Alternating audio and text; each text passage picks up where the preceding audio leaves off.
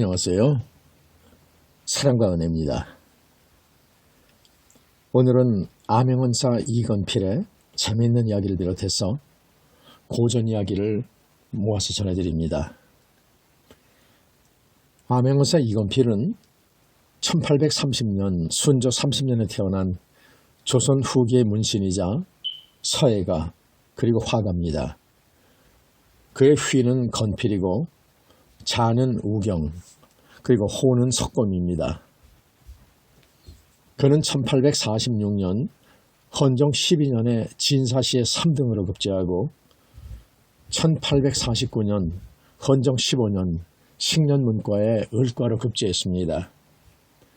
그리고 1858년 철종 9년에 평안도 청북 암해어사가 되었고 1863년 제주 안핵사를 거쳐서 1865년에 고종 2년인데요. 의주 부윤에 이르렀습니다. 그는 글씨가 뛰어나서 안변 서강사와 묘양산 극락전의 향산운사, 설해가, 청어연각 등의 편액을 썼습니다. 그런가 하면 그림에도 능해서 일찍이 강자기상을 그렸는데 당시 추사 김정희는 그 그림에 대해서 이렇게 평했습니다. 등불 아예 그린 얼굴 광대뼈 우뚝하고 새파란 눈동자에 눈썹 수염 갖추었네. 비바람 꺼림없이 나고 들기 만족하니 천년 전 소동파의 입국도가 생각나네. 이렇게 평하여 공의 추상화가 소동파에 비길 만큼 훌륭하다고 칭찬을 했습니다. 특히 그의 화조도는 필치가 우아하면서도 강건하고 새의 모습이 절묘하게 묘사되어 있습니다. 그리고 관마 인물도는 현재 건국대학 박물관에 수장되어 있습니다. 그런가 하면 그의 그림 적벽이우락이라는 그림은 적벽을 뒤로 하고 강에 배를 띄워 술 마시는 그림인데 술상을 마주한 선비 두 사람, 시중 한 명, 피리 부는 사람 한 명, 사공 한 명 등 모두 5명이 배에 타고 있습니다. 그런데 적벽 사이로 폭포가 흐르고 먼 산 능선으로 보름달이 솟아오르고 있습니다. 달빛에 반짝이며 흐르는 길고도 깊은 강 위에서는 피리 소리가 물소리를 맴돌고 있습니다. 그 피리 소리는 때로는 흐느끼고 때로는 하소연하는 듯 인생의 덧없음을 떠오르게 합니다. 그 외에도 목죽도 등 여러 작품들이 남아서 그의 치취를 느끼게 합니다. 오늘 이야기는 그가 암행어사로 파견되었을 때 있었던 사건 가운데 한 가지를 소개합니다. 암행어사 이건필 외에도 여러 가지 고전 이야기를 한데 모아서 전해드립니다. 암행어사 이건필 이야기 박옥절의 복수. 암행어사 출두야. 오늘은 갑산부사 생일날. 요란한 풍악소리가 마을을 뒤흔들었다. 풍악소리는 부사 생일잔치 분위기를 한층 무르익게 했다. 온갖 귀한 것들을 수레에 싣거나 손에 들고 머리에 이고 등에 지우고 생일을 축하러 오는 사람들이 끊이지 않았다. 얼씨구 좋구나. 어서 술을 마시고 춤을 추어라. 먹고 살기도 바쁜데 잔치 오는 사람들은 인삼이며 벌꿀이며 호랑이 가죽이며 하여튼 값비싼 선물, 지금으로 말하면 명품들을 바리바리 가지고 왔다. 책방, 그러니까 부사의 비서는 선물을 가지고 온 사람의 이름과 선물 내용을 일일이 적고 있었다. 풍악소리가 흥겨운 가운데 부사와 손님들의 술잔이 오가며 어느 정도 취했을 때였다. 암행어사 출두요! 암행어사 출두를 외치며 한때의 사람들이 동원으로 바람처럼 몰려들었다. 술에 취해 몸을 제대로 못 가누면서도 암행어사라는 말에 부사를 비롯한 이웃 고을원님들은 잔치상 밑으로 기어들어가 숨거나 도망치느라 동원은 아수라장이었다. 동원 마루에는 갑산에서 나는 토산품인 돼지 가죽과 인삼 등 부사 생일 축하 선물이 산더미처럼 쌓여 있었다.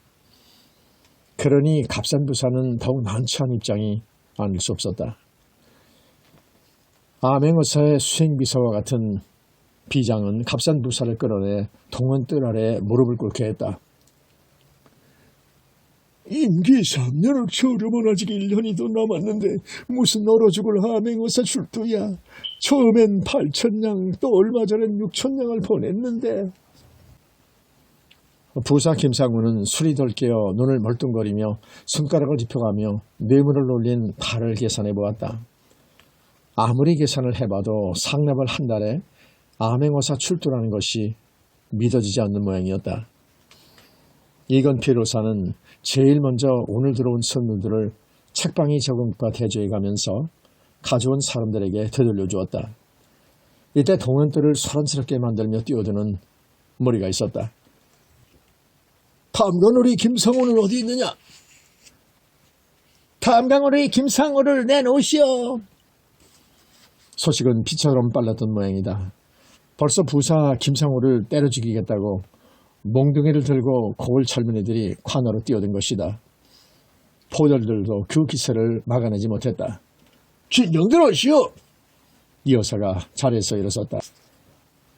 나라에는 국법이 있는 법, 죄인 김상호는 국법으로 다스리겠으니 어서 물러가시오. 묵직한 어사의 말에 성난 파도처럼 밀려왔던 백성들은 슬금슬금 물러섰다. 어사는 서류를 일일이 점검하고 억울하고 옥에 갇힌 이들을 모두 풀어주었다. 그리고 혹시나 하여 고래등 같은 김상호 집을 철저히 감시하게 했다. 암행어사 출도로 부사가 옥에 갇혀 있다는 소식을 들은 김상호 부인과 가족들은 걱정이 이만저만이 아니었다. 김상호의 처는 날은 추우는데 옥에 갇혀 있을 남편이 걱정되었다. 이 포교는 욕심이 많은 사람으로 김상호와 죽이 잘 맞는 인물이었다. 김상호가 비밀리에 이 포교를 포섭해 자신의 집에 보냈던 것이다. 그렇지 않아도 남편 소식을 몰라 궁금해하던 김상호 부인은 이 포교를 반갑게 맞았다. 어서 부사님께 드릴 두꺼운 옷을 준비하세요. 이 포교는 낮은 목소리로 말했다. 부인이 호랑이 가죽으로 만든 옷을 꺼내오자 이 포교는 몰래 가져온 포졸옷을 내놓으면서 김상호 부인에게 갈아입으라고 했다. 밖에 경비가 삼엄해서 포졸옷으로 갈아입어 변장하고 나가셔야 합니다. 이 포교 말대로 김상호 집에는 개미새끼 한 마리 얼씬거리지 못할 정도로 포졸들이 지키고 있었다. 수고들 하네. 이 포교는 마주치는 포졸들에게 가볍게 인사를 하고 김상호 집을 빠져나왔다. 포졸로 변장한 부인은 이 포교 뒤를 바짝 따라붙었다. 이 포교는 집을 나와 관아 뒷문으로 해서 옥사로 갔다. 여보. 김상우를 본 부인은 울음을 터뜨렸다. 세상에 이런 날벼락이 어디 있어. 돈 보낸 지가 얼마나 되었다고 암행어사를 보내느냐 말이여. 돈을 부지런히 벌어야 또 보내든가 말든가 하지. 김상우는 뇌물을 쓸대로 쓰고 옥에 갇힌 것이 원통한 모양이었다. 여보. 김상우는 부인을 살며시 불러 부인 귓가에 대고 뭐라 속삭였다. 그거 잘 보관했어. 항아리에 놓은 구들장 밑에 잘 보관했어요. 구들장 밑이라고? 그러면 안 되지.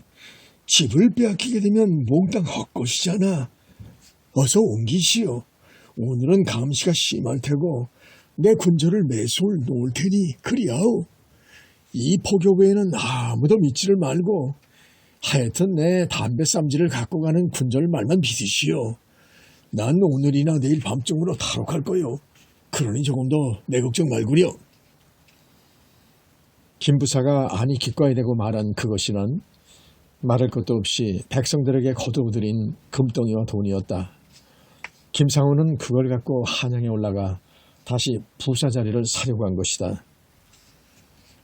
이튿날 이 여사는 세금에 관련된 여러 사건들을 조사하다가 이마살을 찌푸렸다. 군포 징수 대장 때문이었다. 군포란 군법포의 준말로 병역을 면제해주고 받는 삼배나 무명 따위를 말한다. 그런데 어린아이를 군에 나갈 사람으로 만들어 놓고 군표를 받아내었는가 하면은 죽어 무덤에 갇힌 해골에게도 군표를 받아내 가로챘던 것이다. 여봐라! 저놈의 재산을 모두 빼앗아라! 화가 치밀어 오른 어사는 뜰 아래 엎드린 김상호를 보며 소리쳤다. 아무리 소리쳐 뭐라, 난 또 이것에 부서러 올 테다. 내 놈이 언제까지 이것에 머무르겠냐.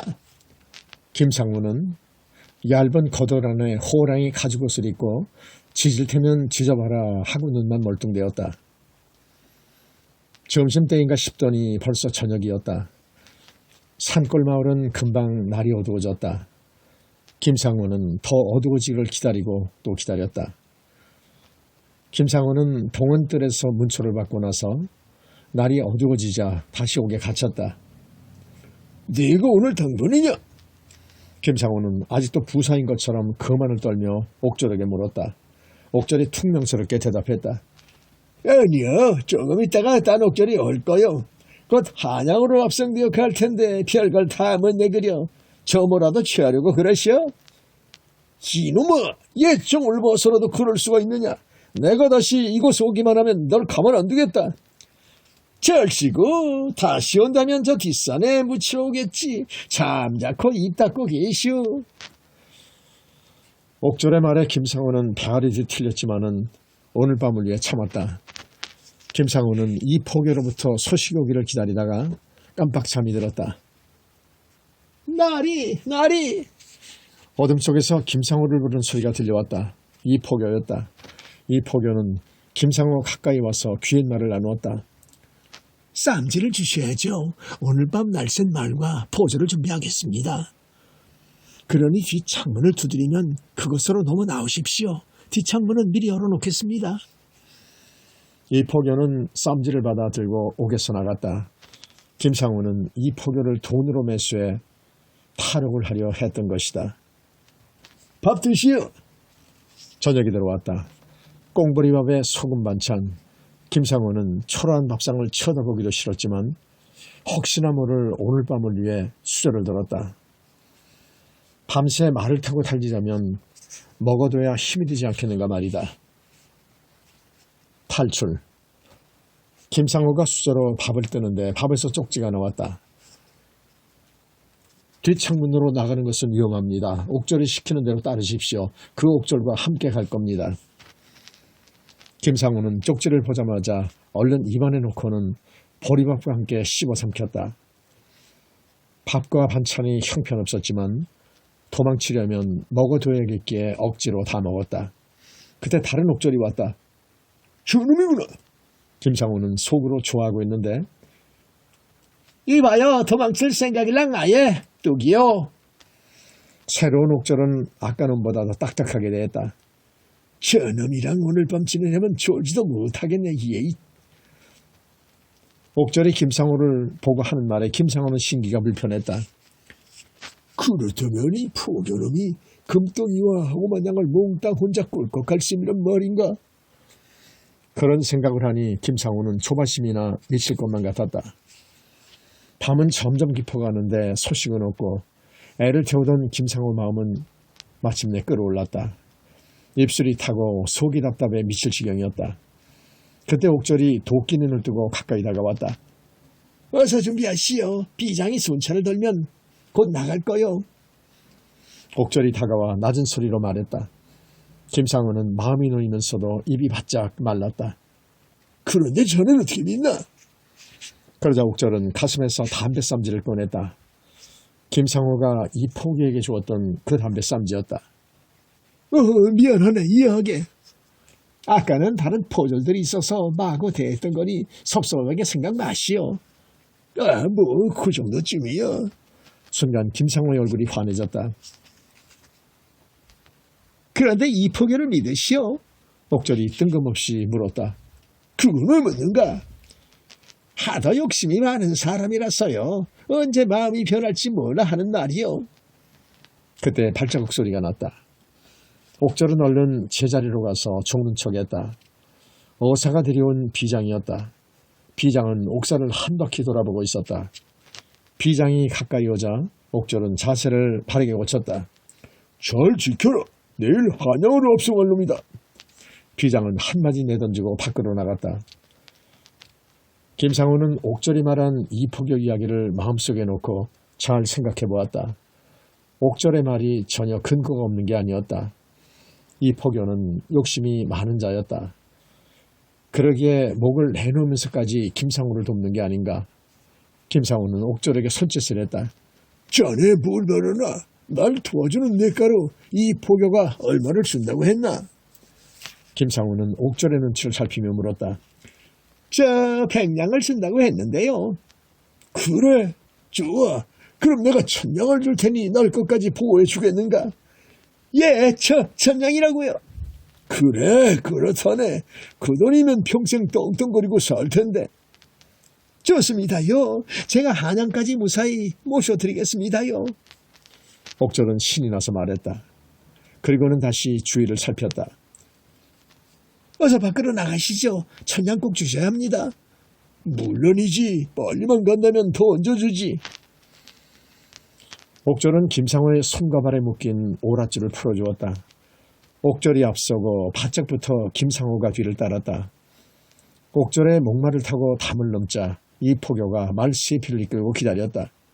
어째서 늦은 거야? 비장 이런 자가 순천을 늦게 들었습니다. 지금 이럴 때가 아닙니다. 이 밤 안으로 갑산을 빠져나가야 안심입니다. 이 포교가 서둘렀다. 구들정 밑에 있던 항아리는 왜 안 보이느냐? 항아리를 어떻게 가져옵니까? 여기 보십시오. 이 나무 상자에 넣었습니다. 김상우는 나무 상자를 열어보았다. 그 안에는 금덩이와 돈이 그득했다.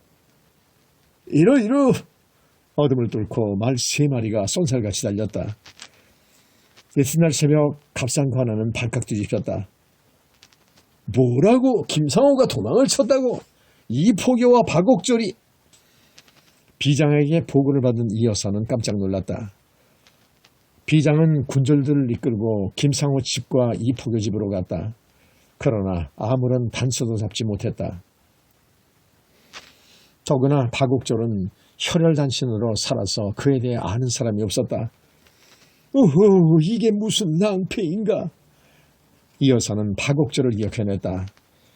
죄인들을 옥에서 꺼내어 죄 없는 사람들을 가려낼 때 유난히 자기 일처럼 봐주던 사람이었다.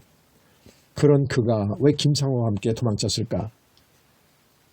나리, 김상우는 돈을 갖고 한양에 가서 값싼 부사짜리를 사서 다시 온다고 했습니다.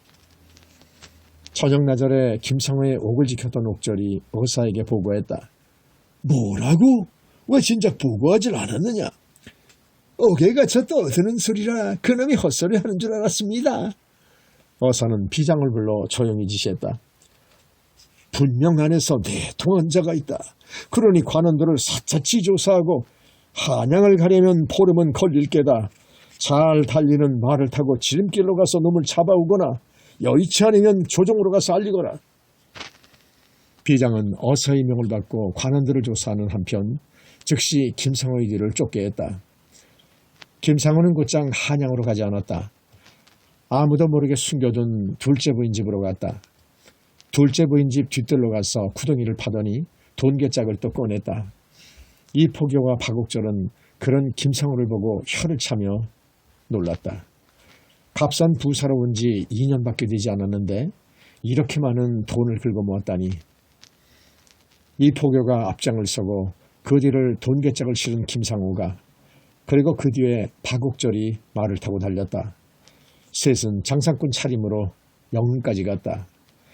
영흥고을에 다다르니 사람들이 몰려와서 무엇인가를 열심히 보고 있었다. 가까이 가서 보니 방이 붙었다.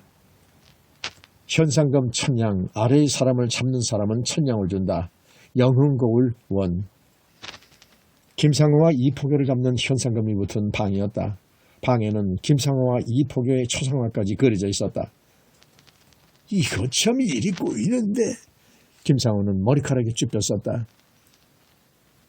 고을마다 방이 붙어 있을 텐데 이제 낮엔 꼼짝 않고 있다가 밤에만 가야겠군. 한양까지 시간이 꽤나 걸리겠는데.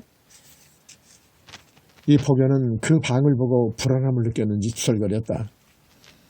세 사람은 말을 이끌고 산 쪽으로 올라갔다. 사람들 눈을 피해 산길로 갈 작정이었다. 어디 동굴을 찾아 거기서 쉬고 밤에 가죠. 이 포교가 퉁명스럽게 내뱉었다. 그러자 김상우는 속마음을 감추지 못하며 중얼거렸다. 빨리 가야 하는데. 빨리 가면 뭐랍니까? 잡히면 끝장인데. 저기 골짜기서 말에게 물이나 먹이죠. 이 포교는 그렇게 하자는 김상우의 말이 떨어지도 않았는데 말을 이끌고 혼자 골짜기로 갔다. 한양 가는 길을 잘 알렸다. 김상우는 파국절에게 물었다. 알다 뿐이니까요. 그런데 이 포교 표정 보셨죠? 겁먹은 것 같습니다요. 언제 마음이 변할지 모르니 조심하십시오. 파국절이 낮은 목소리로 김상우에게 말했다. 알았네. 내 자네만 믿네. 김상우도 나지막하게 대답했다. 이 포교가 말에서 물을 먹이고 오자 파국절은 자기 말을 끌고 물을 먹이러 갔다. 나리께서도 어서 괴짝을 풀어놓고 말에게 물 좀 먹이세요. 어른네, 파국절이 오면 천천히 먹이지. 아니, 절 못 믿으시는 겁니까요? 제가 나리를 탈옥시켜 이곳까지 모시고 왔는데 못 믿으시면 어떡합니까요? 이 포교는 불만을 터뜨렸다. 말이 났으니 말이지. 여기까지 오는 동안 돈괴짝을 이 포교에게 맡긴 적이 한 번도 없었다. 이에 대해 이 포교는 은근히 부하가 나 있었다. 서로가 목숨을 건 탈출인데 이렇게 못 믿으니 말이다. 못 믿긴 못 믿으면 내가 어떻게 자네를 따라왔겠는가? 김상우는 얼버무리다가 파국절이 오자 돈괴짝을 풀어 이 포교와 파국절 가운데 두고 물을 먹이러 갔다. 정말이지 한양까지 가실 작정입니까? 파국절이 이 포교에게 넌지시 물었다. 고립이었냐? 가다가 잡혀 죽겠다. 너나 데리고 가거라. 이 포교는 코웃음을 쳤다. 파국절과 이 포교. 김상우가 말에게 물을 먹이고 왔다. 이때 이 포교가 말했다. 사또나리, 이제 제 몫으로 5천냥을 주십시오. 뭐 벼슬이 아니라 돈으로 달라고? 아니 그건 그렇고 날 한양까지 데려다 줘야 주든지 말든지 하지. 저는 한양에 안 갑니다. 언거더니 이제 와서 이게 무슨 소린가?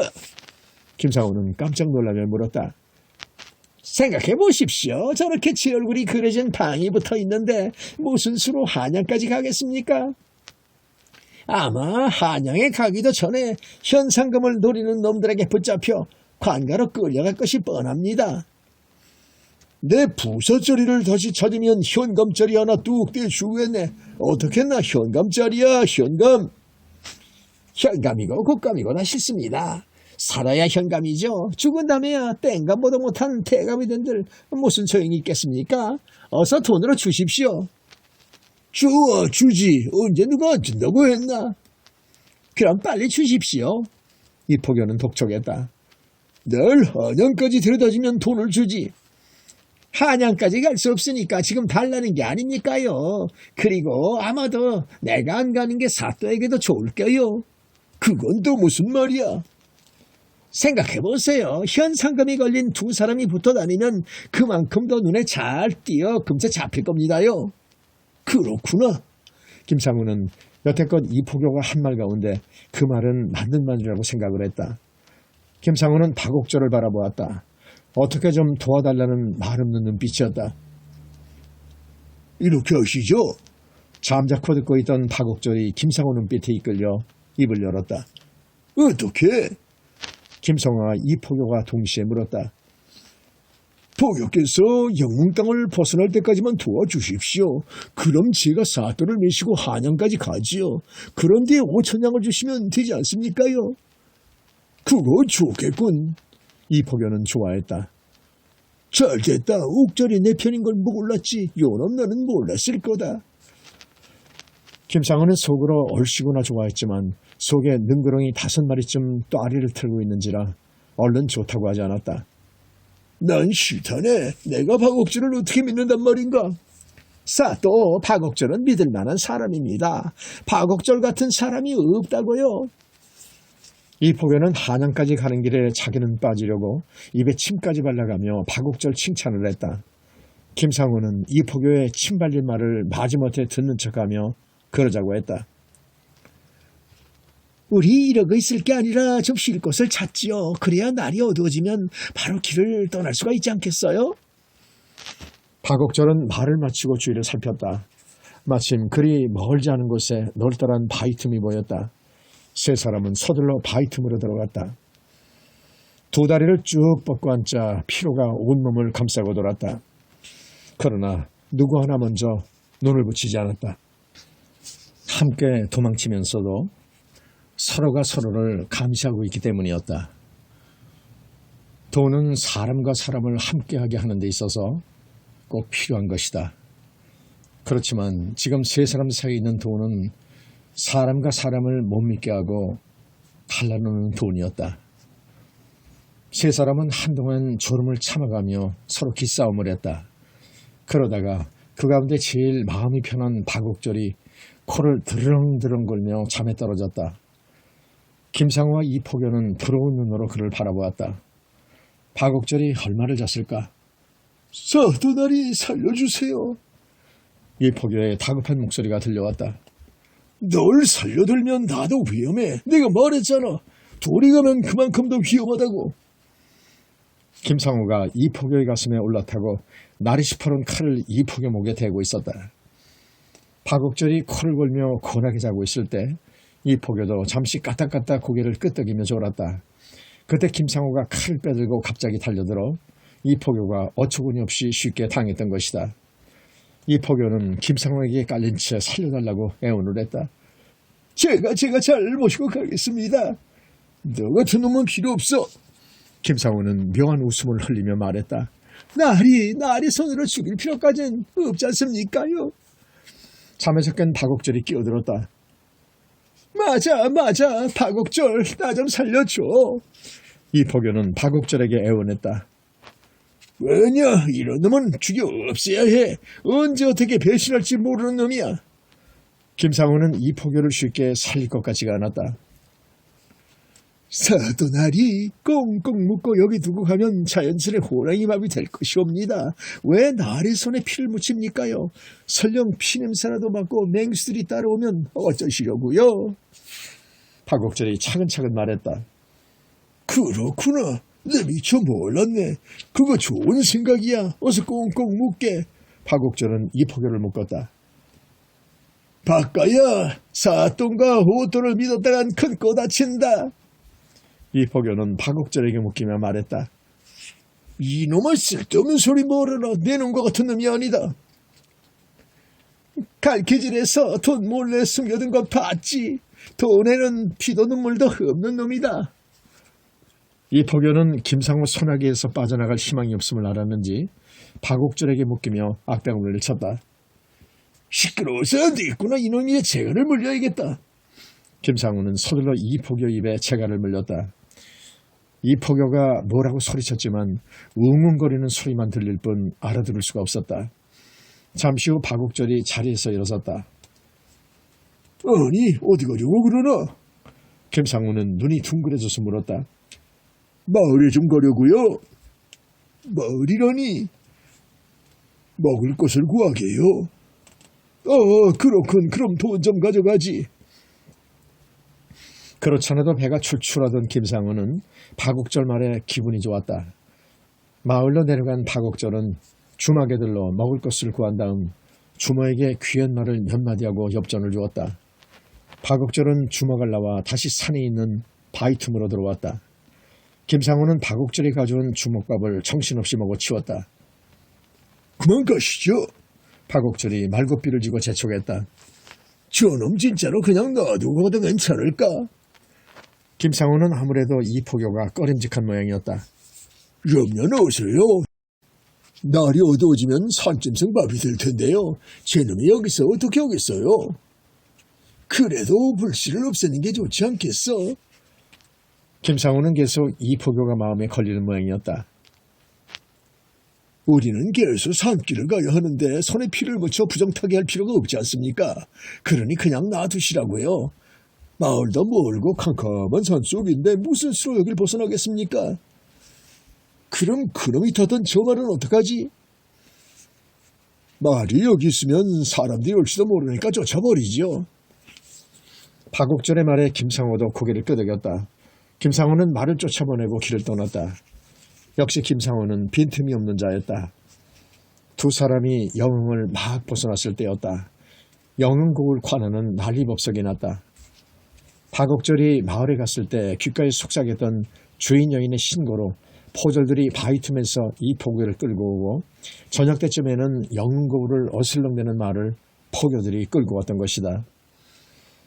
이 같은 소식은 갑산거울에 전해졌고 비장이 급히 영흥으로 왔다.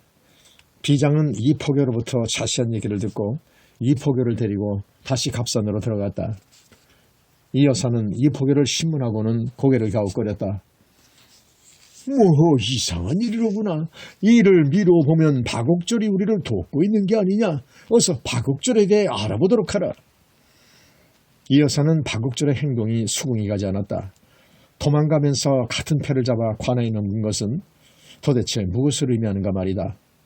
이 포교 진술에 따르면 파국절은 김상호와 같은 패거리라고 하는데 그렇지 않은 것 같았다. 신고를 한 영흥고을의 주모 말에 의하면 웬 남자가 찾아와 주먹밥을 사고는 엽전까지 주면서 이 포교가 있는 곳을 관아에 신고해달라고 부탁했다지 않은가. 그 남자는 파국절인 것이 분명했다. 날이 어두워지도록 김상호에 대한 소식은 없고 파국절에 대한 정보도 들어오지 않았다. 이 여사는 골똘히 생각을 하다가 갑산고을에 방을 붙였다. 파국절이 전임부사 김상호에게 끌려가 위태롭다. 파국절을 구하려 하니 파국절에 대해 손톱만큼이라도 아는 게 있으면 관아에 알리거라. 암행어사 이건필. 기막힌 사연. 이튿날 아침 한 할멈이 동원떨이 엎드려 의사를 찾았다. 무슨 일이냐? 이 여사는 비장의 보고를 받고 동원에 나와 물었다. 서인을 죽여주십시오. 서인은 박가의 어머니옵니다. 뭐라고? 파국절의 옴이라고? 이 여사와 비장은 깜짝 놀랐다. 저 여인은 좌서댁 노비옵니다. 비장이 옆에서 보충 설명을 했다. 파국절의 어머니는 그간의 일을 눈물을 섞어가며 이야기했다. 김상호가 갑산 부사로 오기 전 그것보다 작은 거울에서 역시 부사 노릇을 했다. 그 거울 향소에는 좌수 밑에 별감이 둘 있었다. 그 별감 가운데 한 사람이 바로 파국절의 아버지였다. 그때 그 거울에서는 추석과 설에 나라의 공물을 바쳤는데 박별감은 그 공물을 나르는 책임자였다. 5년 전 추석 때였다. 부사 김상우는 좀 더 큰 거울 부사로 가려고 공물을 잔뜩 걷어들였다. 그렇게 되자 공물을 나르는 사람도 많아져 도적에게 습격을 당할 우려도 많게 되었다. 그 거울 가까이에는 힘들골이라는 높은 고개가 있는데 그 고개에는 늘 도둑배가 들끓었다. 그러나 여태껏 김상호의 공물은 탈없이 고개를 잘 넘어갔다. 박별감이 이끄는 공물 행렬이 힘들골을 힘들게 넘을 때였다. 꼼짝 말고 계속거라! 어딘가에서 함성이 들리며 숲속에서 사내들이 뛰쳐나왔다. 와! 도둑대다! 공물을 나르던 포졸들은 싸울 생각도 못하고 박별감에게로 모여들어와서 와들와들 떨기만 했다. 이럴 수가. 어디 보자. 행차가 꽤나 근사한 걸 보니 오늘 수입은 짭짤하겠는데. 커다란 콧구멍에서 콧김을 푸푸 내뿜으며 두먹이 듯한 사나이가 목청을 높였다.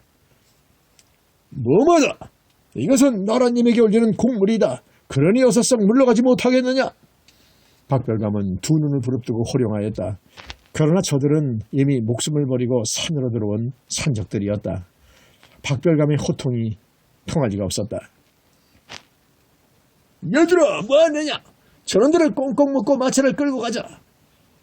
도적대들은 손쉽게 곡물과 관노까지 빼앗아 유유히 달아났다. 박별감은 겨우 목숨을 건져 군절 몇 명과 관하로 되돌아오는 신세가 되었다.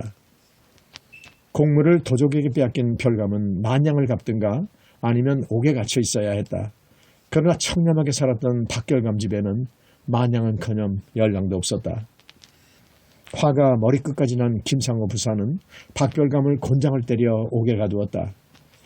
옥에 갇힌 박별감은 이틀 만에 장독이 올라 그만 죽고 말았다.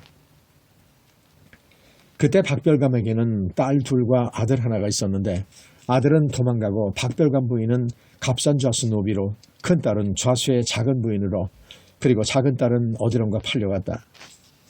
그때 박별감의 아들은 도망쳐 값싼 관아에서 옥졸로 있었던 것이다. 김상호를 죽여 아버지 원수를 갚아야 한다고 다짐을 하면서 어라도 나리 소인을 죽여주시옵소서. 소인은 아들놈이 이곳에 와 있는 줄을 꿈에도 몰랐습니다. 말을 마친 박옥절 어머니는 울음을 터뜨렸다. 울음을 그치시오. 지금 아들은 큰 일을 하고 있는 거요. 그러니 기다려봅시다. 박별감의 부인은 값싼 좌수의 노비로 팔려온 지가 5년이 되었지만 아들이 이곳에서 옥절을 한다는 것을 전혀 몰랐었다. 그런 어느 날 밤이었다. 그날은 바로 값싼 부사였던 김상호를 이끌고 도망치던 날이었다. 박옥절이 어머니를 찾아왔다. 아니, 내가 살아있었구나. 살아있었어. 어머니는 너무 기쁜 나머지 눈물을 펑펑 쏟았다. 그러나 아들은 그럴 겨를이 없었다. 박옥절은 어머니를 외진 곳으로 모시고 가서는 아버님 원수를 갚을 수 있습니다. 그러니 아무 걱정 마세요. 누님도 건강하죠. 동생이 있는 것도 알고 있습니다. 제가 꼭 돌아올 테니 걱정 말고 계세요. 하고는 어둠 속으로 사라졌다. 박별감 부인은 아들이 살아있다는 게 꿈만 같았다. 그러던 차에 오늘 아침 개울에서 빨래를 하고 오다가 방을 보았던 것이다. 이 여사는 박옥절 어머니 얘기를 듣고는 눈물이 흐르는 것을 애써 감추었다. 어사는 박옥절 어머니와 누이와 동생을 노비문서에서 없애주어 그들의 원한을 갚아줘야 하겠다고 마음먹었다. 한편 김상호와 박옥절은 산속 어느 외딴 빈집에서 하루를 묵고 다시 길을 떠났다. 이렇게 가다가는 한 달 걸려야 한양에 가겠는데 좀 빨리 올 수 없을까? 김상호는 박옥절을 독촉했다. 전에도 말씀드렸지만 늦게 가더라도 안전하게 가는 게 좋지 않을까요? 그건 그렇지만 값싼 부사로 누가 발탁되기 전에 한양에 가야 되는데 큰일 났군 그래. 말을 타고 달려가도 시원치 않은데. 정말 마땅하시면 혼자 가시죠. 그럼 붙잡힐 염려도 적을 테고요. 이 사람아, 그런 소리는 말게. 난 한양 가는 길을 모르지 않는가. 그럼 독촉하지 마시고 제 말대로 따라 주십시오. 저도 이제 목을 내놓은 상태가 아닙니까? 그러니 죽으나 사나 나리를 모시고 한양에 가야죠. 박옥절은 사또를 은근히 달래며 말했다. 정말로 한양에 가는 것이냐?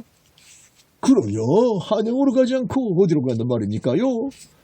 어째 값싼 땅과 비슷해서 그런다. 김상호는 두리번거렸다. 불안한 빛이 감돌았다. 시골 사람들 사는 게 다 거기서 거기니 어디나 다 비슷하게 보이지요. 아마도 그래서 그렇게 보일 겁니다. 아니다. 이곳은 내가 사냥을 하러 왔던 곳 같구나. 염려는 오세요. 여기 좀 쉬었다 가죠. 가서 점심을 얻어 오겠습니다. 박옥절은 말잔등에 실은 돈괴짝을 땅에 내려놓았다. 말도 쉬게 하려는 거였다. 날 두고 어디 가려는 거 아니지? 거긴 어딜 갑니까요? 돈도 안 받았는데 같이 주방에 내려갔다가 얼굴 보이면 안 되잖아요. 밥은 먹어야 하고요. 그러나 김상호는 마음을 놓지 못했다. 빨리 와야 해. 김상호는 어린애처럼 보챘다. 박옥절이 마을로 내려가고 김상호는 바위에 걸터 앉아 쌈지를 풀어 담배를 피웠다. 참으로 오랜만에 피워보는 담배였다. 목구멍에서 피어오른 담배 연기 속에 부인의 얼굴이 흔들렸다. 빨리 한양에 가서 돈을 주고 벼슬을 도로 사와야 하는데 일이 왜 이렇게 꼬이는지 김상호의 마음은 답답하기만 했다. 그런데다 아무래도 이것이 눈에 익은 것 같다는 생각이 들기까지 했다. 아버지의 원수를 갖고 마을 쪽에서 사람이 올라오는 게 보였다. 분명 김상호가 있는 곳으로 오고 있었다. 박옥절은 아니었다. 숨을까 하는데 그 사람도 김상호를 보았다. 그러니 숨을 수도 그렇다고 어디로 가는 척할 수도 없었다. 맨몸이라면 얼마든지 숨을 수가 있지만은 돈괴짝과 말은 어쩌란 말이냐. 김상호는 잔뜩 긴장하고 있었다. 그때 나그네는 김상호 가까이 와서 물었다. 값싼 거울로 가려면 이쪽으로 가는 게 맞지요? 어디서 오는 길이요? 양흥에서 오는 길인데요. 글쎄요, 저도 갑산으로 가는 길인데 길을 몰라 이러고 있습니다. 김상호는 나그네 말을 들어보려고 딴청을 부렸다. 그럼 저를 따라오세요. 주막에서 이쪽으로 가면 된다고 했으니까 이쪽으로 가면 될 거요. 먼저 가세요. 전 일행이 있으니까 뒤따라 가겠어. 나그네는 김상호와 박옥절이 가고 있던 방향으로 갔다. 아니 그렇다면 내가 지금 한양으로 가는 길이 아니라 도로 갑산으로 가고 있는 게 아니야? 김상호는 아찔했다. 이러지도 못하고 저러지도 못하고 머뭇거리는데 박옥절이 바삐왔다. 그래 먼저 가자. 김상호는 역시 노리는 사람이었다. 박옥절은 김이 무럭무럭 나는 주먹밥을 가져왔다. 김상호는 박옥절이 주는 주먹밥을 받아들고 한 입 베어 물었다. 그런데 한양으로 가는 것이 아니라 갑산으로 가고 있는지 모른다는 생각을 하니 밥이 아니라 모래를 씹는 것 같았다. 박옥절은 쩝쩝대며 맛있게 잘도 먹었다. 맛있게 먹는 박옥절이 그리 믿게 보일 수가 없었다. 난 이따가 먹을 테니 어서 가자. 김상우는 박옥절의 눈치를 살폈다. 박옥절은 자리에서 일어나 아까 그 나그네가 간 방향으로 말을 몰았다. 자네 솔직히 말하게 지금 어디로 가는 거지? 김상우는 숨을 고르고는 묻어놓았던 말을 꺼냈다. 날이 박별감이라고 아시죠? 박옥절은 김상우가 한양으로 가지 않는 것을 눈치챈 줄 알고 박옥절 자신도 마음에 간직한 것을 꺼내었다. 박별감이라? 공물을 나르던 향소에 있던 박별감 말이냐? 예, 그렇습니다. 그럼 알지. 그놈 때문에 골탕을 먹었지. 지금 그분께로 가는 길이다. 뭐라고? 내가 바로 그분 아들이다. 이제야 아버님의 원수를 갖게 되었다. 박옥절 얼굴이 일그러지며 김상우를 노려보았다. 박옥절의 눈빛이 섬뜩한 게 야수 같았다. 김상우는 덜컥 겁이 났다. 제발 이 금덩이와 돈을 다 줄 테니 목숨만 살려주게. 아버님은 내가 죽인 게 아니네. 형으로 돌아가셨죠. 매 맞은 독에다가 화병으로 말이오. 자, 어서 이 돈괴짝을 말이 실으시오. 박옥절은 돈괴짝을 들어 김상우에게 건넸다. 그때였다. 김상우는 미리 준비한 몽둥이로 박옥절의 뒤통수를 후려쳤다. 미처 생각지도 못한 공격에 박옥절은 피할 새도 없이 쓰러지고 말았다. 박옥절의 비명소리에 놀란 새들이 푸르륵 하늘로 올랐다. 김상우는 잠시 망설이다가 말은 놓아둔 채 돈괴짝만 짊어지고 갑산 쪽으로 달아났다. 몰래 숨겨둔 둘째 부인이 떠올랐던 것이다. 저쪽에 사람이 쓰러져 있다. 순찰을 돌던 포교들이 박옥절을 발견했다. 박가다!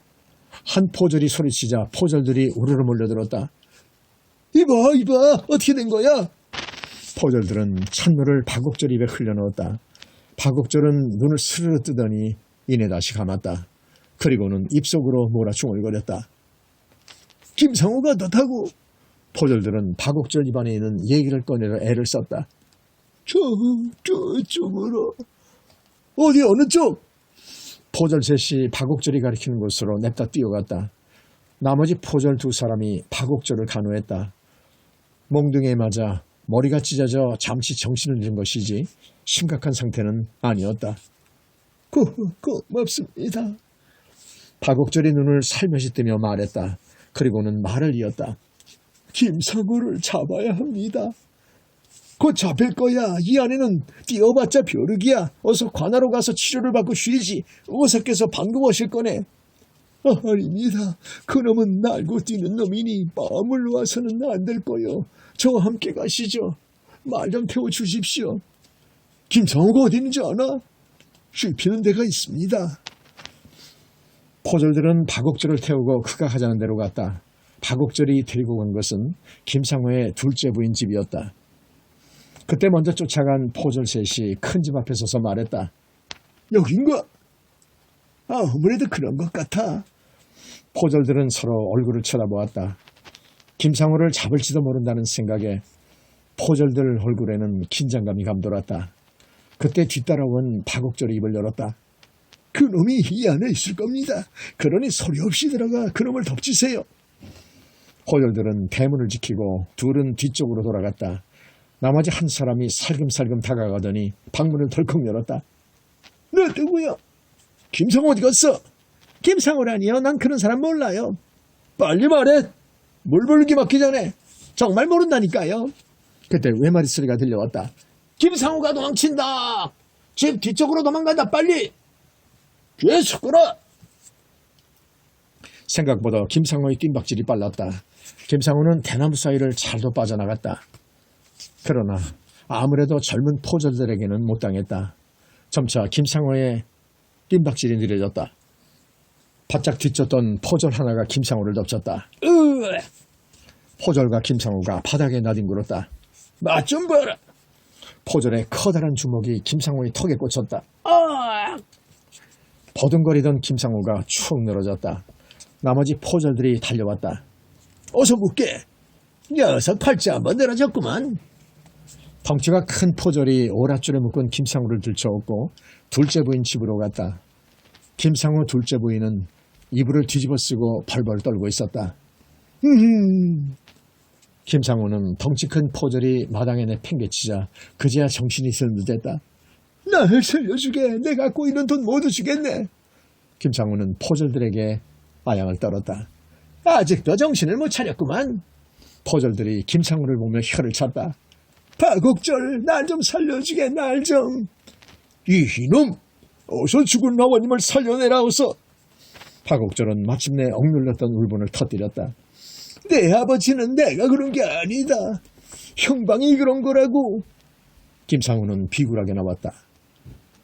그럼 어머니와 누님 그리고 여동생은 형방이 팔았느냐? 박옥절은 화를 벌컥 내며 물었다. 그간 없어진 공물을 채우려니까. 우리 식구들을 판 돈으로 값싼 부사로 왔던 머리냐? 포졸들은 벌써 박옥절에 대해 아는지라 나서지를 않았다. 저놈과 함께 잠깐 들릴 때가 있으니 허락해 주십시오. 그렇게 하게나. 포졸들은 박옥절이 안쓰러워 고개를 끄덕였다. 박옥절은 나지막한 산자락에 풀이 무성하게 자란 묘소 앞에 김상우를 꿇어앉혔다. 우리 아버님이여, 어서 인사를 올리시오. 김상우가 엉거주춤하게 서 있자 박옥절이 채근했다. 김상우는 할 수 없이 큰절을 했다. 이제야 아버님께 자식 노릇을 했습니다. 편안히 잠드십시오. 박옥절이 절을 하자 포졸들도 따라서 절을 했다. 어서 가자. 어머니와 동생이 기다리고 있어. 포졸들이 박옥절 소매를 잡아 끌었다. 박옥절은 김상우를 끌고 갑산관으로 갔다. 함께 가는 두 사람의 걸음. 한 사람의 걸음은 말할 수 없이 무거웠고 다른 한 사람의 걸음은 날듯이 가벼웠다. 한때의 새들이 둥지를 찾으려 마을에서 숲속으로 날아왔다. 천추태후의 인연수심. 헌해왕후 황보씨는 고려 5대 왕 경종의 세 번째 비로 유일한 경종의 아들 송을 낳은 왕비이다. 경종이 세상을 떠났을 때 송의 나이가 2살이어서 왕위를 계승하지 못하고 경종의 사촌동생이자 송의 숙부인 치가 왕위에 오르니 그가 바로 제6대 임금 성종이다. 성종의 치세는 16년간 지속되었으나 그에게는 후사를 이을 왕자가 없었다. 그리하여 경종의 아들 송이 왕위를 계승하니 7대 임금 목종이다. 목종이 18의 나이로 왕위에 오르자 목종의 생모인 헌해왕후는 목종의 나이가 어리다는 이유로 수렴청정을 자청하여 천추전에 기거하며 자신을 천추태후라 칭하였다. 그런데 천추태후에게는 경종이 세상을 뜬 후 만난 김치향이라는 정부가 있었다. 성종 재위 시절 성종은 그들의 불륜에 진노하여 김치향을 멀리 귀양보냈으나 이제 자신이 세상을 만난 천추태후는 즉시 김치향을 대궐로 불러들여 자신의 곁에 두었다. 이 일이 이렇게 되자 모든 권세는 자연 김치향의 것이나 다름없게 되었다.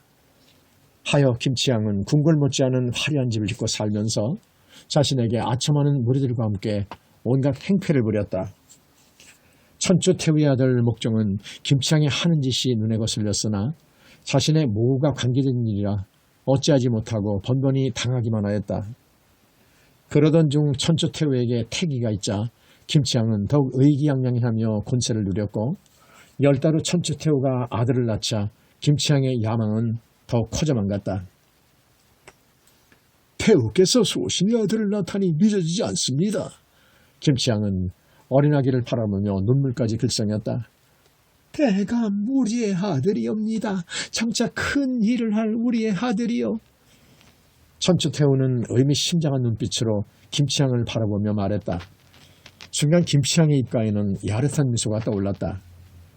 김치향은 천추태후에게 태기가 있다는 소식을 들은 그 순간부터 마음속으로 꿈꾸던 야망이 서서히 현실로 다가오고 있음에 희열을 느꼈다.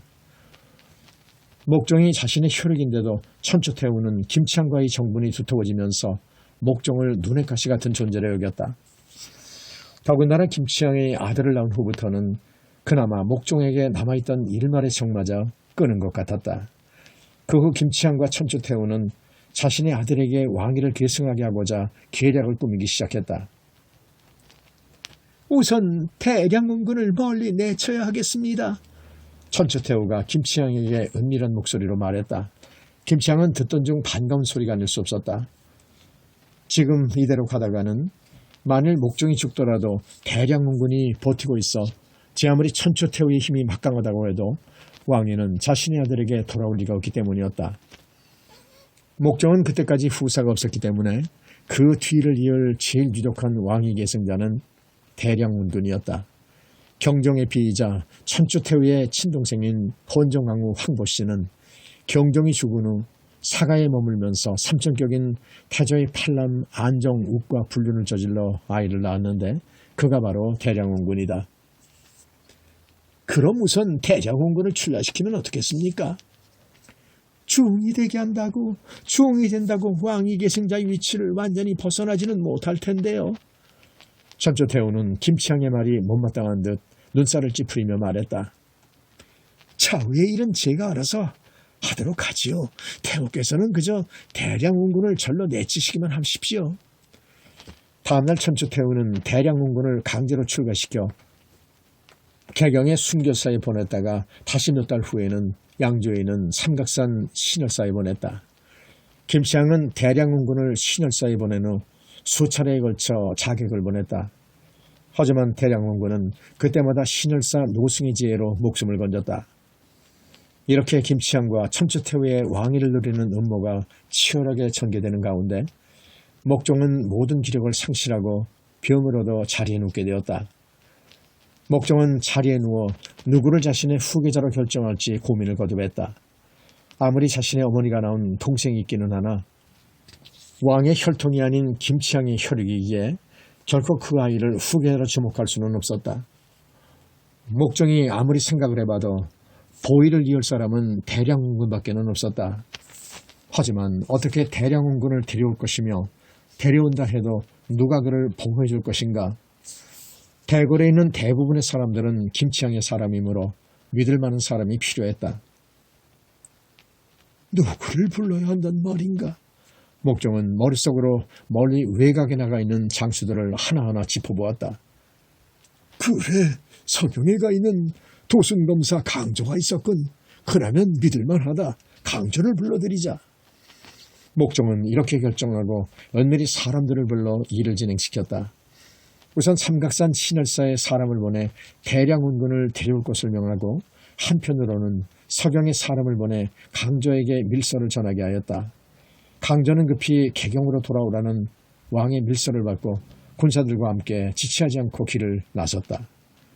그러나 그 무렵 목종의 칩거가 워낙 길었으므로 백성들 사이에선 임금이 죽었다는 소문이 나돌고 있었다.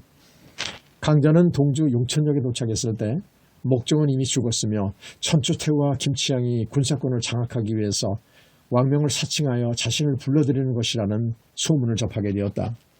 강조는 그 소문이 뜬 소문만은 아니라고 생각을 하고 다시 서경으로 군사를 돌렸다. 한편 개경의 김치향과 천추태후는 강조가 군사를 몰고 개경으로 온다는 소식에 위협을 느끼고 강조를 잡으려고 따로 군사를 풀었다. 이 소식을 개경에 있던 강조의 아버지가 듣게 되었다. 강조의 아버지는 자신의 아들이 위험에 직면했음을 알고는 서둘러 강조에게 편지를 보냈다. 불행하게도 임금께서는 이미 승하하셨다. 지금 조정은 천추태후와 김치향의 손에 놀아나고 있으며 그 폐해가 이루 말할 수 없다. 그러니 내가 군사를 몰고 와서 이 어지러운 나라 형편을 바로잡거라. 부친의 편지를 받은 강조는 나라의 운명이 자신의 손에 달려있다고 생각을 하고 김치향 일파를 없애고자 다시 개경으로 진군에 들어갔다. 그러나 강조 일행이 황해도 평주에 도착했을 때 임금이 승하했다는 것이 잘못된 소문임을 알게 되었다. 강조는 심각한 고민에 빠졌다. 이대로 진군을 강행한다면 오히려 내가 반역자로 몰리게 될 것이다. 그렇다고 돌아가게 해도 또한 늦지 않았는가? 강조의 고민을 눈치챈 부하들이 강조에게 건의했다. 장군, 이미 지금의 임금은 힘을 잃었습니다. 이대로 두면 고려의 사직은 김치왕의 손에 놀아나고 맙니다. 김치왕을 없애고 임금 또한 폐립시키고 새로운 임금을 모시도록 합시다. 같은 의견입니다. 이미 여기까지 온 이상 되돌아갈 수는 없습니다. 이대로 개경에 들어가십시다. 장군께서 새로운 세상을 만들어 주십시오. 강조는 부하들의 간곡한 말을 받아들여 군사들을 이끌고 개경으로 진격하여 삽시간에 대고를 장악했다. 목종은 강조가 군사를 이끌고 들어와 대고를 장악했다는 소식을 듣고는 자신이 폐위될 것을 짐작하고 모후인 천추태후를 모시고 궁인 몇 명과 함께 급히 법왕서로 피신하였다. 강조는 목종을 폐위하고 대량운군을 새로운 왕으로 추대했다. 그러나 김치왕과 그 아들을 처형하고 천추태후의 친척들을 비롯한 여러 신하들을 귀양 보내거나 죽였다. 법왕사로 피신해 목숨을 건진 목종은 천추태후와 함께 충주로 보내졌다. 충주로 가는 목종은 말 한 필에다 모후인 천추태후를 태우고 자신이 직접 말을 몰고 가는 처량한 신세가 되었다. 자신의 어머니로부터 모진 박대를 받은 목종이었지만 그는 생모인 천추태후를 끝까지 극진히 모셨다. 그러나 목종을 그대로 살려둘 수 없다고 판단한 강조는 부하들을 시켜 강제로 독약을 먹여 죽인 후 목종 스스로 자살한 것처럼 꾸몄다. 한편 천추태후는 목숨을 부지한 채 황주로 내쫓겨 그곳에서 21년을 더 살다가 1029년 숭덕궁에서 66세의 나이로 생을 마감했다. 명장을 길러낸 이씨 부인. 김숙홍 장군은 일찍이 아버지를 넣이고 호르몬이 이씨 밑에서 자라났다. 김숙홍의 아버지는 임종하기 전 병석에 누워 아내에게 이렇게 한탄하곤 했다. 훌륭한 무장이지요. 먼지의 후랑캐들을 무찌르는 것이 나의 소망이자 가업인데 내 이렇게 세상을 떠나려 하니 조상님들을 어떻게 빌지 막막하고 원통하구려. 만일 당신의 뱃속에 있는 아이가 아들이라면 내가 못다 이룬 꿈을 부디 그 아이가 이룰 수 있게 해주시오. 그래야만 내가 지하에서 편안히 누울 수 있을 것 같소. 어머니 이씨는 남편의 한을 잊지 않고 김숙홍을 어려서부터 남달리 강하게 교육시켜 무사로서의 자질을 키우게 했다. 이씨는 아들에게 겨울에는 옷을 얇게 입히고 맨발로 다니게 하여 추위를 이기게 했고 여름에는 겹겹이 옷을 입히고 버선까지 신겨 더위를 물리치게 하였다. 또한 이씨는 어린 아들을 데리고 산으로 가서 그곳에서 먹을 수 있는 것이라면 무엇이든 먹을 수 있도록 했는데 토끼나 뱀은 물론 메뚜기나 두꺼비 등도 먹었다. 가끔 김숙홍이 먹기 어려워하면 어머니는 이렇게 말했다. 내가 장차 무장이 돼서 전쟁터에 가게 되면 어떠한 일을 겪게 될지 모른다. 사람이 먹을 수 있는 것은 무엇인지 먹어야 한다. 그래야만 어떠한 상황에서도 살아날 수 있는 것이다. 어머니 이씨의 이러한 노력이 헛되지 않아 청년이 된 김숙홍은 묵과의 장군으로 급제하여 북쪽 국경지대에 있는 구주의 별장으로 임명되었다. 한 번도 어머니 곁을 떠나본 적이 없었던 김숙홍은 홀로 계신 어머니 곁을 떠나 멀리 국경지대에 있자니 마음이 편치 않았다. 부모님께 효도도 못하는 자식이 무슨 국가에 충실이 될 수 있으니 어머니를 찾아 배워야겠다. 김숙홍은 마음을 굳게 먹고 잠시 말미를 얻어 개경으로 향했다. 반가워하실 어머니 얼굴을 그리며 길을 재촉해 드디어 집 앞에 당도하였다. 뜻하지 않은 아들의 출현으로 이씨 부인은 내심 반갑고 기뻤지만 잠시 생각을 가다듬은 후 이렇게 말했다. 얘야, 너의 직무가 이리도 한가한 자리란 말이냐? 어찌 그리 생각 없이 행동할 수 있단 말이냐? 너 같은 장군이 사사로운 감정 때문에 자리를 며칠씩이나 비운다면 누가 나라를 지킨다는 것이냐? 김숙홍은 반갑게 맞아줄 것이라 믿었던 어머니가 정색을 하며 훈계를 하자 할 말을 잃었다. 내가 이렇게 어리석은 짓을 저지르는 사이에 혹여 오랑캐가 쳐들어온다면 어떻게 하겠느냐? 이렇게 나란 일을 그르친다면 내가 무슨 면목으로 너희 아버지와 조상님들을 대할 수 있겠느냐. 내 비록 이 어미와 몸은 떨어져 있다 하더라도 어미의 마음만은 항상 네 곁을 떠나지 않을 터인데 쓸데없는 걸음을 했구나. 이제라도 얼른 돌아가거라. 가서 내가 할 일을 하거라. 어머니의 엄한 훈계에 잘못을 깨달은 김숙홍은 고개를 떨구었다. 헌정왕 원년 수십만 명의 거란군이 고려에 쳐들어와 온갖 만행을 일삼았다. 이때 거란군을 맞아 용감히 싸운 고려 장수들이 여럿 있었는데 그중 누구보다 맹렬하게 싸운 이가 김숙홍이다. 김숙홍 장군은 거란군 2만여 명을 물리치고 거란족에게 사로잡혀서 인질 3만여 명을 구해내는 등 혁혁한 전가를 올렸으나 애석하게도 거란군과의 전투 중에 장렬히 전사하였다.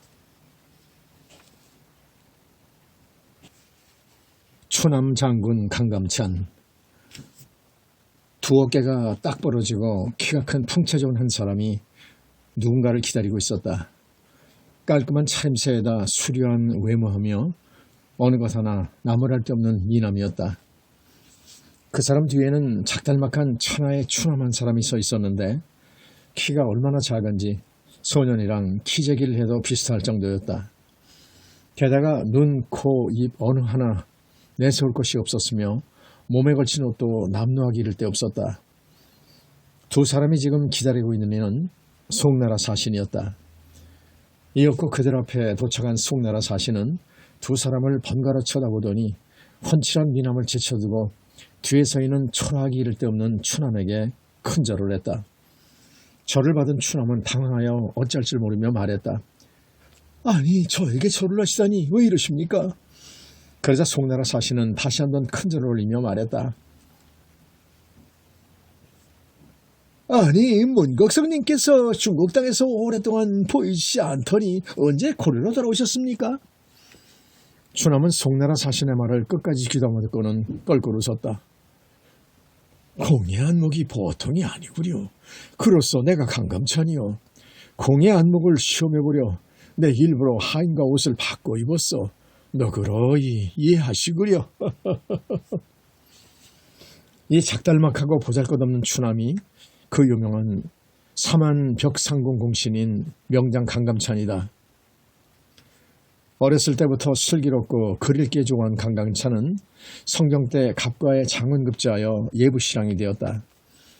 그 후 벼슬이 올라 한림학사, 중추사, 이부상서, 서경유수 등의 문관직을 두루 역임하였다.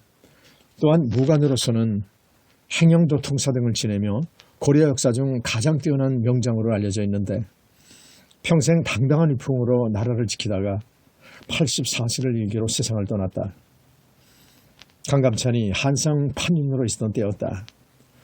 부경이라는 곳에 호랑이가 많아 백성들의 피해가 이만저만이 아니었는데 부윤이 이 일을 의논하기 위해 강감찬을 찾아왔다. 호랑이 때문에 피해를 입은 백성들이 한둘이 아닌데 이를 막지 못하니 큰일입니다. 그런데 강감찬은 그의 말에 눈썹 하나 까딱하지 않고 이렇게 대답하는 것이었다. 그깟 호랑이를 가지고 그렇게 염려하십니까? 별 문제 아닙니다. 부윤은 대수롭지 않은 듯 말하는 강감찬의 말에 약이 올랐다. 아니, 호랑이 정도라니 그게 무슨 말씀이요. 호랑이는 워낙 사나워 잡지도 못하는 데다 한두 마리 잡아보았자 어디 표시가 납니까? 백성들이 호랑이 때문에 일을 못하고 벌벌 떨고 있는데 어찌 그리 말씀하십니까? 강감찬은 다시 태연하게 말을 이었다. 호랑이를 잡으면 되는 것 아니겠소. 내가 사흘 안으로 그 호랑이를 쫓아버릴 테니 사흘 뒤 다시 찾아오시지요. 부윤은 강감찬의 말에 혀를 끌끌 찼다. 실험한 사람 같으니 실컷 말한데 이만하여 푸게 되었구나. 부윤은 강감찬을 허풍이나 떠는 사람으로 여기며 돌아갔다. 다음 날 아직 해가 뜨지 않은 이른 새벽이었다. 강감찬의 명을 받은 관리가 투덜거리며 산을 오르고 있었다. 아무리 생각해도 이해하기 힘든 일이었기 때문이다. 지난밤 부인이 돌아간 후 강감찬은 관리를 불러 서찰 한 장을 내밀며 말했다. 내일 날이 밝는 대로 이 서찰을 가지고. 강감찬의 명령을 받은 사령은 이른 새벽 바위산에 오르며 늙은 종이 바위 위에 앉아있을 것이니 서찰을 그 노승에게 전하라는 것이었다. 날은 꽤나 쌀쌀해 그 기운이 볼에 닿기만 하여도 볼이 싸늘하게 얼었다. 밤새 내린 서리는 산과 들의 흰 들국화처럼 하얗게 피어올랐다. 관리는 계속 투덜거리며 바위산을 올라갔다. 도대체 이 새벽에 누가 있던 말인가? 그런데 관리가 바위산의 중턱에 이르렀을 무렵 주위의 다른 암석들보다 훨씬 크고 높은 바위에 누더기를 걸치고 흰 수건을 둘러쓴 한 노승이 앉아 있었다. 노승은 깊은 생각에 잠긴 듯 두 눈을 지그시 감고 있었다. 관리는 자신의 눈을 의심하면서도 천천히 노승에게 다가가 강감찬이 써준 서찰을 내밀었다. 노승은 말없이 서찰을 읽어 내려가더니 자리에서 일어나 관리의 뒤를 따라 바위산을 내려갔다. 그나마 조금씩 따스한 온기가 느껴지는 아침 햇살이 부채살처럼 동쪽 하늘에 퍼지기 시작할 즈음 관가에 도착한 관리는 노승을 강감찬의 방으로 안내했다. 그 자리에는 어제 혀를 차며 들어갔던 부윤도 함께 있었다. 늙은 중은 강감찬에게 공손히 절을 올렸고 절이 끝나자마자 강감찬은 호되게 노승을 꾸짖었다. 너는 짐승 중에서 영특한 짐승이라 알고 있다. 그런데 그 영특함을 올바로 쓰지 못하고 왜 사람을 해치느냐? 당장 무리를 이끌고 이곳에서 멀리 떠나도록 하라. 만일 그렇지 않을 시에는 내 가만히 있지 않을 것이다. 오늘부터 닷새이 시간을 주겠다. 알겠느냐? 그 말을 듣고 있던 부인은 기가 찼다. 판관이 말씀하시는 말투는 마치 호랑이에게 하시는 것 같습니다. 이 사람은 호랑이가 아니고 늙은 중이지 않습니까? 자꾸 이상한 말씀만 하시니 이해가 안 갑니다. 그러자 강감찬은 빙그레 웃었다. 그리고는 늙은 중을 향해서 이렇게 호령을 했다. 네 본색을 드러내거라 어서! 그 말이 떨어지기 무섭게 늙은 중은 엉 소리를 내며 큰 호랑이로 변했다. 호랑이는 마루로 뛰어나가 계속 울어댔는데 그 소리가 어찌나 큰지 천둥소리와 맞먹을 정도였다. 보이는 그만 정신이 나가 방바닥에 얼굴을 쳐박고 와들와들 떨었다. 이제 그만하거라. 강감찬이 점잖게 타이르자 호랑이는 이내 늙은 중의 모습으로 되돌아왔고 강감찬에게 큰 절을 하더니 어디론가 호련히 사라졌다. 그날로부터 닷새가 채 되지 않아 사람들은 한 마리의 늙은 호랑이가 수십 마리의 작은 호랑이들을 이끌고 한성의 동쪽 산길에 있는 냇가를 건너 어디론가 사라지는 것을 놀란 눈으로 지켜보았다.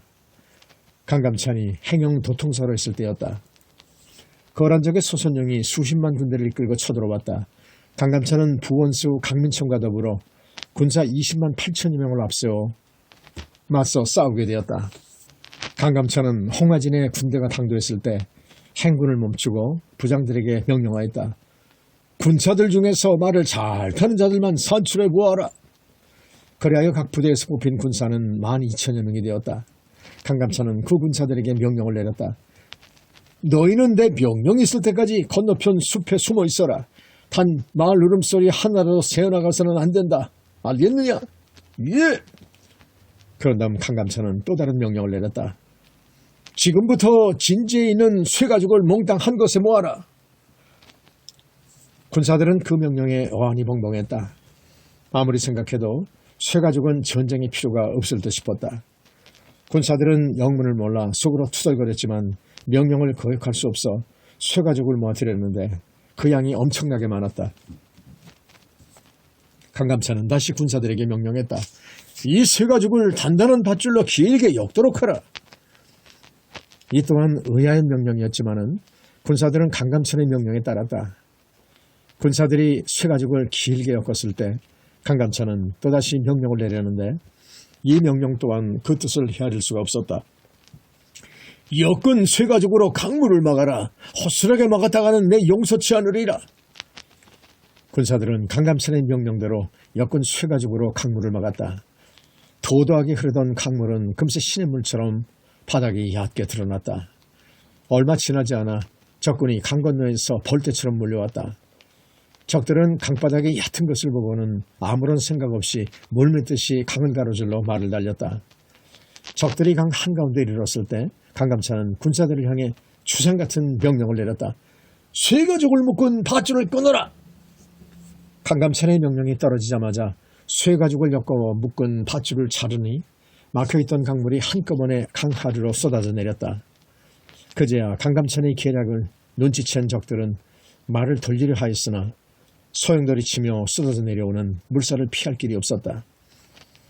군사들은 강감찬의 계략에 감탄하며 큰 소리로 강감찬의 이름을 부르며 환성을 올렸다. 적군은 제대로 싸워보지도 못하고 거대한 강물에 휩쓸려 물귀신 신세가 되고 말았다. 그나마 살아남은 적들은 주춤거리면서 퇴각할 즈음 강감찬의 호령이 다시 한번 우렁차게 천지를 호령했다. 골짜기의 군사들은 적의 목을 한 컬에 베어라. 그 말이 떨어지기 무섭게 산골짜기에 숨어있던 복병들이 뛰어나와 적군의 목을 닥치는 대로 베었다. 싸움은 고려군의 대승리로 끝났다. 성경은 친히 영파역까지 나와 장막을 치고는 강감찬을 환대했다. 강감찬을 맞이하는 음악이 우렁차게 울릴 때 성경은 강감찬에게 다가와 그의 손을 잡았다. 장군, 참으로 대단하오. 장하오, 장군. 성경은 황금으로 만든 8가지 종류의 꽃을 강감찬의 투구에 꽂아주었다. 그러고는 강감찬의 술잔에 친히 술을 따라주었다. 그때 강감찬의 투구에 피어난 황금꽃들은 햇살에 비쳐 더욱 눈부시게 빛나 살아있는 그 어느 꽃보다도 아름답고 화려했다. 그 순간 작은 키의 추남은 보이지 않았다. 오직 나라를 위해 공을 세우고 임금과 함께 술잔을 비우는 명장 강감찬의 늠름한 모습만이 있을 뿐이었다. 승려가 된 왕자. 대각국사 의천은 고려 제11대 임금인 문종의 넷째 아들로 어려서부터 불심이 깊고 총명함이 남달랐다. 의천이 11살이 되었을 때 부왕인 문종이 아들들을 불러 앉혀놓고 다음과 같이 물었다. 너희들 중에 누가 출가하여 부처님을 공양하고 복을 빌겠느냐? 그러자 의천이 선뜻 앞으로 나서며 대답했다. 폐하, 소자가 그 뜻을 받들겠습니다. 이에 문종은 크게 기뻐하며 영통사의 경독국사를 경영전으로 불러 의천의 삭발의식을 거행하였다. 그날부터 의천은 스승인 경극국사를 따라서 영통사로 들어갔다. 밤낮으로 불법을 익히고 공부하는데 온 정신을 쏟은 의천은 단시일 내에 화엄경을 통달하는 등 실로 그 정진 속도가 남달랐다. 의천은 스승인 경독국사가 입조한 후에는 당대에 내로라 하는 고승들과 계율종을 비롯한 법상종, 선적종의 법을 논하니 아무도 그를 따를 자가 없었다. 의천은 스승의 뒤를 이어 불법을 강론하고 설파했는데 의천의 법문을 들으러 오는 사람들로 인해서 언제나 사찰주의가 문전성시를 이루었다고 한다. 그때 의천은 15살밖에 되지 않았지만 문종은 그에게 승통의 직함을 친히 하사하였으니 이는 실로 유례가 없는 일이었다. 세월은 흘러 문종이 승하하고 그의 대를 이은 순종도 왕위에 오른 지 불과 석 달 만에 횡사하는 불상사가 겹쳐 일어났다. 순종에게는 후사가 없었기에 다시 문종의 둘째 아들이 대를 이어 즉위하니 이가 바로 고려 13대 임금 선종이다. 그때 의천의 나이 29이었다. 선종 2년 의천은 선종을 아련하고 송나라로 유학을 갈 것을 아뢰었다. 그러나 선종은 동생이 비록 출가한 몸이기는 하나 그 안위를 걱정하여 허락하지 않았다. 그러나 한 번 뜻을 세운 의천은 방도를 강구하다가 모후를 찾아가 도움을 청했다. 선대왕의 유지를 받들어 불심이 지극한 의천의 모후는 송나라로 갈 수 있도록 후일 숙종이 되는 의천의 셋째 형으로 하여금 도움을 주도록 조처했다.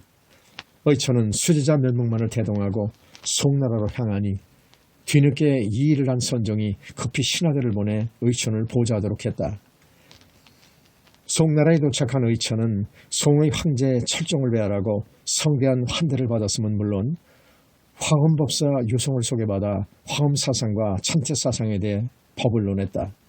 그리고 삼국사의 원소종본, 천길상, 불인요원, 항주의 정원선사, 자변대사 등 송의 고승들과 교류하며 가르침을 주고받았다. 의천은 계속하여 천태산의 지자대사의 탑에 참여하고 명조의 대각회련에 참여한 후 여러 생정한 고승 대덕들과 법을 논하며 가르침을 주고받았다.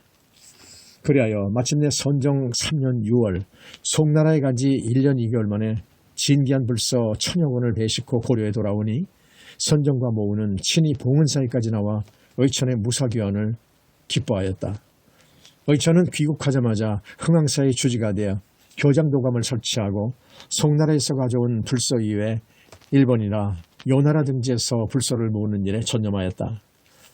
또한 국내의 남도지방을 돌아다니며 오래된 불서와 고서들을 수집하여 간행하니 그 수가 무려 4,740부에 이르렀다. 불행하게도 지금 전해 내려오는 책은 얼마 되지 않지만은 이 불서들이 바로 고려 속장경이다. 의천의 나이 42대 되던 해 즉위한 숙종은 해인사에 있는 의천을 불러올려 흥왕사의 주지로 머물게 하다가 이듬해 낙성사가 완공되자 다시 그곳의 주지로 자리를 옮기도록 했다. 낙성사의 주지가 된 의천은 그래서 천태교를 강론하기 시작했고 마침내 천태종을 개청하니 전국 각지에서 의천의 강론을 듣기 위해 몰려든 승려의 수가 1,000여 명이 넘었다. 또한 의천은 숙종의 셋째 아들이 출가할 뜻을 내비치자 손수 머리를 깎아주니 그가 후일 의천의 뒤를 이어 승통이 된 원명국사이다. 숙종 즉위 6년 10월에 의천이 병들어 자리에 눕자 그 소식을 들은 임금은 몸소 병문안을 와서 의천을 국사에 몽했다. 그러나 의천은 끝내 자리에서 일어나지 못하고 입적하니 그의 나이 47세에 불과했다. 숙종은 슬픔을 감추지 못하고 대각이란 시호를 내려 그 높은 공덕을 기렸다. 대각국사 의천은 고려 불교사상 그 불법의 경지를 따를 승려가 없을 정도로 가히 고승 중의 고승이라 할 것이다.